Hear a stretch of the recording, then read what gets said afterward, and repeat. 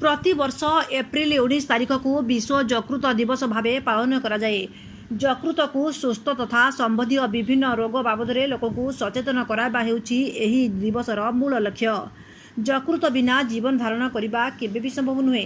मस्तिष्क परे यह हेउछि शरीर द्वितीय गुरुत्वपूर्ण एवं जटिल अंग।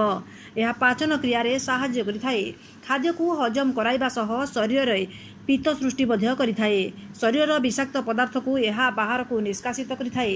यकृत शरीर संक्रमण को रोकिबा सह रक्त शर्करा को नियंत्रण में रखिथाए। शरीर में चर्बी कम करने सह प्रोटीन तैयारी करिबारे यथेष्ट भावे साहाय्य करे। तेबे एही सबु दृष्टि को दृष्टि रखी यकृत को सुस्थ रखिबा निहाती जरूरी। तेबे उपयुक्त खाद्य पानीय उपरे ध्यान न देबा द्वारा यकृत शीघ्र खराब होइथाए। अत्यधिक मद्यपान एवं विशृंखलित जीवनशैली जोगु मध्य यकृत नष्ट हो जाइथाए। यकृत खराब होइगले प्रतिरोपण व्यतीत अन्य उपाय नाही।